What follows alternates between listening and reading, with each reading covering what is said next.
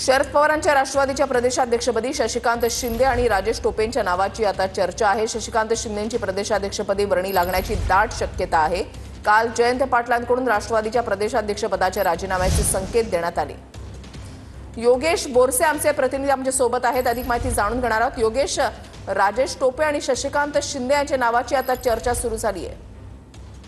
वृषाली, काल शरद पवारांच्या राष्ट्रवादीचा 26वा वर्धापन दिन पुण्यात पार पडला आणि याच वर्धापन दिनाच्या निमित्ताने शरद पवार गटाचे जे प्रदेश अध्यक्ष आहेत जयंत पाटील यांनी आता प्रदेशाध्यक्षपदी राजीनामा देण्याचे संकेत दिलेले आहेत। कारण गेल्या 7 वर्षांपासून त्यांना प्रदेशाध्यक्ष पदाची जबाबदारी होती आणि या प्रदेशाध्यक्ष पदाच्या जबाबदारीतून मुक्त करावं असे एकूण संकेत हे काल जयंत पाटलांनी दिलेले आहेत आणि त्यामुळे आता शरद पवार गटाकडून देखील नव्या शहराध्यक्ष पदाचा जो काही नेता असेल त्याची शोधाशोध सुरू करण्यात आलेली आहे।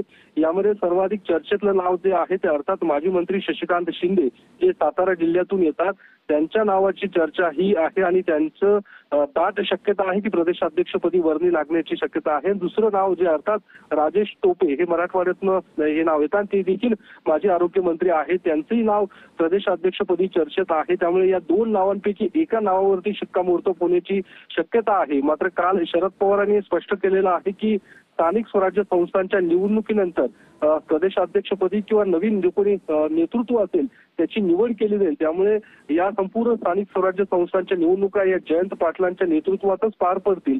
मात्र त्यानंतर नवीन प्रदेशाध्यक्ष निवडले जातील, ज्यामध्ये शशिकांत शिंदे यांच्या नावाची दाट शक्यता आहे। दुसरीकडे रोहित पवार हे देखील खरं तर यांच्या नावाची कार्यकर्त्यांकडून मागणी केली जात आहे की रोहित पवारांवरती मोठी जबाबदारी देण्यात यावी। मात्र सध्या तरी रोहित पवारांवरती प्रदेशाध्यक्ष पदाची जबाबदारी देतील का याबाबत पक्षातीलच काही वरिष्ठ नेत्यांना शंका उपस्थित केली जाते। धन्यवाद दिलेल्या सविस्तर माहितीसाठी।